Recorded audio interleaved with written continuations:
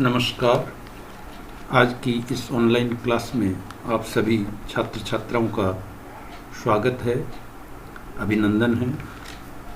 पिछली online class में हमने सरल अवमंदित आवर्ती दोलक का अध्ययन किया था और किसी सरल अवमंदित आवर्ती दोलक के लिए अवकल समीकरण ज्ञात किया था और ये देखा था कि किस प्रकार इस सरल अवमंदित आवर्ती दोलक के जो हल है वो r और ओमेगा पर निर्भर करता है, जहाँ r अवमंदन नियतांक है और ओमेगा नॉट ये जो सरल अवमंदित आवर्ती दोलक है उसके लिए जो ओमेगा नॉट है उसका मान होता है √k/m, जो कि एक नियतांक राशि है।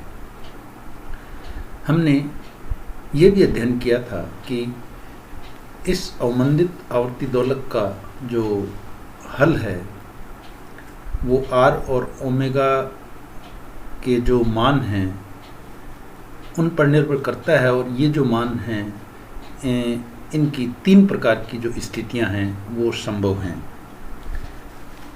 जो फर्स्ट केस है उसमें r का मान ओमेगा नॉट की तुलना में कम हो सकता है, अर्थात r less than omega naught. द्वितीय जो स्थिति है सेकंड केस, उसमें r का जो मान है वो लगभग ओमेगा नॉट के बराबर हो सकता है और जो थर्ड केस है उसमें r का जो मान है वो ओमेगा 0 से अधिक हो सकता है। इस प्रकार जो सरल अवमंदित आवर्ती दोलित्र है उसका जो हल है वो इन 3 स्थितियों पर निर्भर करता है। और आज की इस ऑनलाइन क्लास में हम जो सरल अवमंदित आवर्ती दोलक है उनका इन 3 स्थितियों में हल किस प्रकार होगा उसी का अध्ययन करेंगे। तो फर्स्ट केस जिसमें कि r less than omega naught है, ये जो स्थिति है ये न्यून अवमंदन स्थिति कहलाती है। चूँकि r का मान ओमेगा नॉट से कम है इसलिए इस स्थिति में जो अवमंदन है, चूँकि इसका मान कम है इसलिए ये न्यून अवमंदन स्थिति या अंडर डैम्प्ड केस कहलाता है। यदि r less than omega naught हो, अर्थात अवमंदन बल का मान इतना कम हो कि r less than omega naught है, तो इस स्थिति में √r² minus omega naught square इसका मान होगा √-1 omega naught square minus r²। और इसको हम आइटा ओमेगा लिख सकते हैं, जहाँ ओमेगा का मान है √omega naught square minus r², जो कि एक वास्तविक धनात्मक राशि है। इसलिए जो जैसा कि पिछली ऑनलाइन क्लास में हमने अध्ययन किया था, जो अवमंदित आवर्ती दोलक है उसका जो हल है वो होता है x = a e⁻r plus √r² minus omega naught square into t plus b e⁻r minus √r²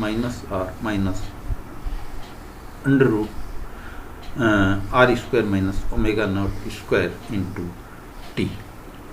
और चूँकि √r² minus omega naught square इसको आयोटा ओमेगा लिखा जा सकता है, इसलिए ये जो हल है ये होगा x = e⁻rt into a e⁻t plus b e⁻t। और e⁻t और e⁻t को cos ωt और sin ωt के टर्म्स में इस प्रकार लिखा जा सकता है। e⁻t cos ωt plus iota sin ωt और e⁻t cos ωt minus iota sin ωt। इसलिए हल होगा x e⁻rt into a cos ωt plus iota sin ωt plus b cos ωt minus iota sine omega T. और इसको हल करने पर लिखा जा सकता है x इक्वल्स टू ई की power minus R T into A plus B cos omega T plus iota A minus B sine omega T. और चूंकि x या विस्थापन ये वास्तविक राशि है, इसलिए ए प्लस बी तथा आयोटा ए माइनस बी ये भी वास्तविक राशियाँ होनी चाहिए।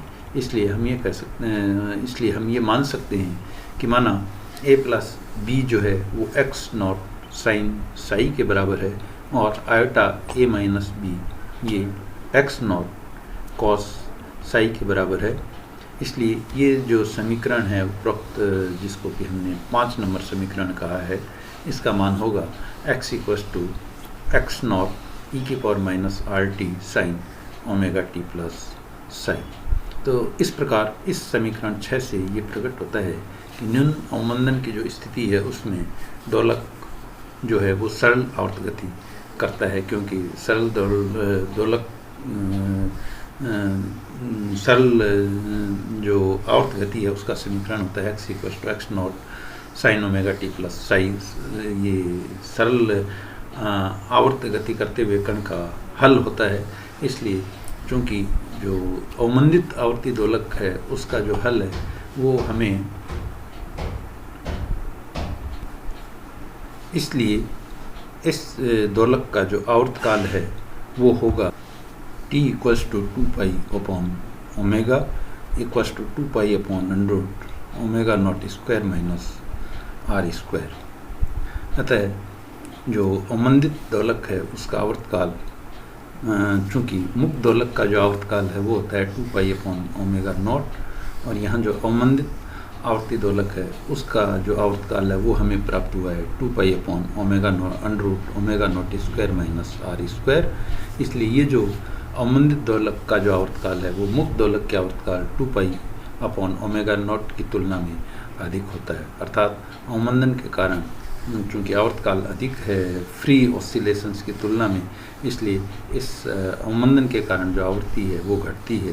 परंतु अत्यल्प जो अवमंदन है, अगर अवमंदन का मान बहुत ही कम हो तो उस स्थिति में ओमेगा का जो मान है वो ओमेगा नॉट के बराबर हो जाएगा।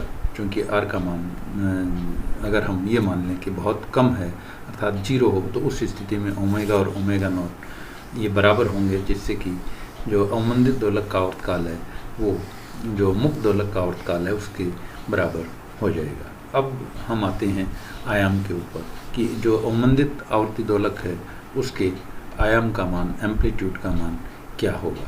तो जैसा कि हमने ऊपर देखा है समीकरण 6 से, जो अवमंदित सरल आवर्ती दोलक का विस्थापन समय आरेख खींचें, अगर विस्थापन और समय में ग्राफ प्लॉट करें तो हम देखेंगे कि जो दोलक का आयाम a है इसका जो मान है वो x नॉट ई की पावर माइनस आर टी के बराबर होगा।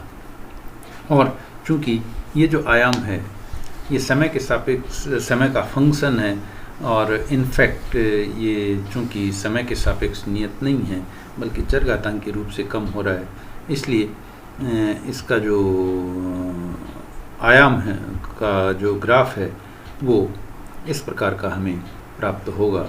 ये x एक्सिस पर जो है वो समय लिया गया है, y एक्सिस पर विस्थापन x को लिया गया है। तो t बराबर 0 पर जो आयाम है a, ये x0 e की पावर माइनस आर टी, और t का मान चूँकि 0 है इसलिए x का मान है वो x नॉट के बराबर होगा। तो t बराबर 0 समय पर जो आयाम है वो x नॉट के बराबर होगा। और जैसे जैसे t का मान बढ़ेगा जो आयाम a है ये चरघातांकी रूप से इस प्रकार कम होता जाएगा, ये एक्सपोनेंशियली डिकेइंग कर्व। और t का मान अगर कम हो तो ये जो आयाम है वो चरघातांकी रूप से इस प्रकार बढ़ते हुए क्रम में आ जाएगा। और चूँकि जो अवमंदित आवर्ती दोलक है उसका जो हल है वो x equals to x naught e की power minus R T sine omega T plus psi के बराबर है। अर्थात इसको हम यूँ भी कह सकते हैं कि x का जो मान है वो a sign omega T plus psi के बराबर है, जहाँ a का मान x नॉट ई की पावर माइनस आर टी के बराबर है। इसलिए जो अवमंदित दोलित्र है ये चूँकि सरल आवर्त गति भी करेगा, तो अर्थात इस अवमंदित आवर्ती दोलक का सरल आवर्त गति करते हुए जो आयाम है वो चरघातांकी रूप से कम होगा।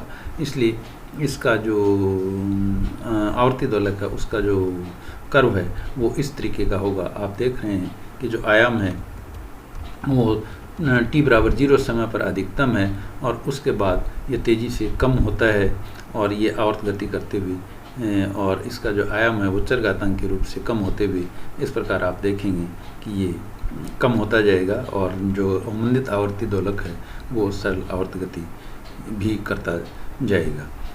इस प्रकार यदि सरल अवमंदित आवर्ती दोलक जो है उसका आयाम a, इसका मान अगर t बराबर अगर हम ये कहें कि अगर इसका मान t इक्वल्स टू 1/r के बराबर हो और चूँकि r का जो मान है वो हमने माना है 1/2 टाउ के बराबर, जहाँ टाउ है वो विश्रांति काल है, तो उस स्थिति में a का जो मान है वो x0/e के बराबर होगा और ये जो मान है ये 0.368 x0 के बराबर होगा। इसको हम योग कहें कि ये 36.8 x0 के बराबर होगा। अर्थात जितने समय में अवमंदित दोलक का जो आयाम है वो अपने प्रारंभिक मान का 36.8% रह जाता है, 36.8% रह जाता है, उस समय को आयाम का विश्रांति काल कहते हैं, एम्पलीट्यूड रिलैक्सेशन टाइम कहते हैं। इसलिए जो अवमंदित दोलक के आयाम का जो विश्रांति काल है टाउ ए, जिसे टाउ ए से रिप्रेजेंट करते हैं, ये होगा 2 टाउ के बराबर, जहाँ टाउ है वो विश्रांति काल है और चूँकि टाउ का जो मान है वो यूँ कहें हम कि ये 1/2r के बराबर होगा। इसलिए tau a equals to 2 tau equals to 1/r के बराबर होगा। अर्थात आयाम का जो विश्रांति काल है वो 1/r होता है। अब हम आते हैं केस सेकंड, क्रांतिक अवमंदन स्थिति या क्रिटिकली डैम्प्ड केस। अगर r और ओमेगा नॉट लगभग बराबर हों तो ये जो स्थिति है ये क्रांतिक अवमंदन स्थिति कहलाती है।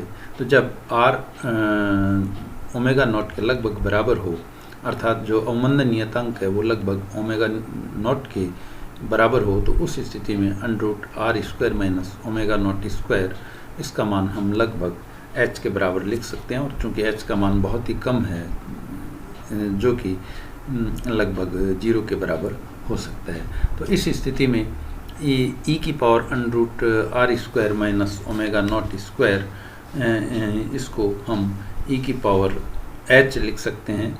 और चूँकि h का मान बहुत कम है इसलिए इसका हम जो बाइनोमियल एक्सपेंशन है वो लिख सकते हैं। तो इस स्थिति में जो समीकरण 4 है उसका स्वरूप होगा x इक्वल्स टू ई की power minus RT a e की power HT plus b e की पावर माइनस HT, और e की पावर HT और e की पावर माइनस HT इसको अगर हम एक्सपेंड कर दें तो x का मान होगा e की power minus RT into a 1 plus HT plus h² upon factorial 2 plus on, इसी प्रकार plus b 1 minus HT plus h² upon factorial 2 minus h³ upon factorial 3 plus on.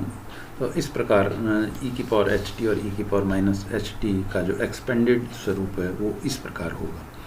h के उपेक्षणीय, चूँकि h का मान बहुत कम है, लगभग 0 के बराबर है, इसलिए जो h² और उच्च h की जो और उच्च घात हैं उन पदों को हम 0 के मान सकते हैं, जिससे ये जो इक्वेशन है वो होगी x इक्वल्स टू ई की power minus RT p plus QT, जहाँ p का मान होगा a प्लस b और q का मान होगा a minus b into h। तो इस प्रकार हम देखते हैं कि जो x का मान है वो t का फंक्शन होगा, लेकिन ये जो कर्व है ये भी एक्सपोनेंशियली डिकेइंग कर्व है और दो पदों का योग है। तो पहले t का मान अगर कम हो तो उसके कारण एक पीक प्राप्त होगा, जैसा कि ये कर्व में दिखाया गया है। t बढ़ने पर x का मान भी बढ़ेगा, लेकिन फिर चूंकि t बढ़ रहा है इसलिए e की पावर माइनस RT होने के कारण ये तेज़ी से घटते हुए एक्सपोनेंशियली कम होगा और बहुत तेज़ी से घटते हुए बहुत ही कम हो जाएगा। और इस स्थिति में जो दोलित्र है वो दोलन नहीं करेगा। तो जो समय और विस्थापन का जो कर्व है वो इस प्रकार का प्राप्त होगा, जैसा कि आप इस चित्र में देख रहे हैं। y एक्सिस पर विस्थापन लिया गया है और x एक्सिस पर समय लिया गया है। तो दोलनों के प्रारंभ में समय t के लघु मानों के लिए विस्थापन का मान समीकरण 9 के द्वितीय पद के कारण बढ़ता है और फिर t के उच्च मानों के लिए विस्थापन तेज़ी से कम होता हुआ शून्य हो जाता है। इस स्थिति में दोलक की गति है वो अपीरियोडिक या अदोलनीय होती है, अर्थात इस स्थिति में जो दोलित्र है वो दोलन गति नहीं करता। इस स्थिति में दोलक प्रथम विस्थापन के पश्चात न्यूनतम समय में प्रारंभिक जो संतुलन अवस्था है उसको प्राप्त कर लेता है।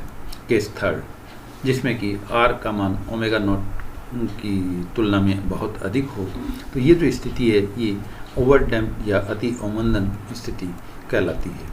इस स्थिति में जो अवमंदन बल का मान है वो प्रत्यानयन बल की अपेक्षा अधिक होता है और इस स्थिति में पुनः हम √r² minus omega naught square इसका जो मान है वो धनात्मक होगा। और अगर इसे हम गामा के बराबर मान लें तो इस स्थिति में जो अवमंदित आवर्ती दोलक है उसका हल होगा x = e की power minus RT into a e की power gamma t plus b e की पावर माइनस गामा t। और ये जो इक्वेशन है इसमें e की पावर गामा t इसको हम दो टुकड़ों में विभाजित कर दें, e की power gamma t upon 2 plus e की पावर गामा 2/2। इसी प्रकार e की पावर माइनस गामा t को भी दो भागों में विभाजित कर दें, e की power minus gamma t/2 plus e की पावर माइनस गामा t/2। और इस इक्वेशन में हम a e की पावर माइनस गामा t/2 जोड़ दें और a e की पावर माइनस गामा t/2 घटा दें। इसी प्रकार b e की पावर माइनस b e की पावर गामा t/2 जोड़ दें और b e की पावर माइनस गामा t/2 घटा दें। तो इस स्थिति में ये जो समीकरण है इसका हल होगा x = e की power minus RT into a plus b e की power gamma t plus e की power minus gamma t/2 plus a minus b e की power gamma t minus e की पावर माइनस गामा t/2। और चूंकि e की power gamma t plus e की power minus gamma t/2 ये कोस hyperbolic gamma t के बराबर है, इसी प्रकार e की power gamma t minus e की पावर माइनस गामा t/2 ये साइन हाइपरबोलिक गामा t के बराबर है। इसलिए हल हुआ x = e की power minus RT into a plus b cos hyperbolic gamma t plus a minus b sine hyperbolic gamma t। अगर हम a प्लस b को x naught sine hyperbolic phi और a माइनस b को sine x naught cos hyperbolic phi मान लें तो ये जो हल है वो रूपांतरित होगा x = x नॉट e की power minus RT sine hyperbolic gamma t plus phi के अंदर। और इस प्रकार इस समीकरण इस हल से या इस समीकरण से ये प्रकट होता है कि अति अवमंदन की स्थिति में विस्थापन चरघातांक के रूप से कम होता है, अर्थात दोलक की जो गति है वो दोलनी नहीं होगी, अर्थात दोलक दोलनी गति नहीं करता है। और इस प्रकार की जो गति है उसे हम डेडबिट या अपीरियोडिक द्रुतदोल या अदोलनी गति कहते हैं, जैसा कि ऊपर चित्र में दिखाया गया है। तो आज की इस ऑनलाइन क्लास में बस इतना ही। धन्यवाद।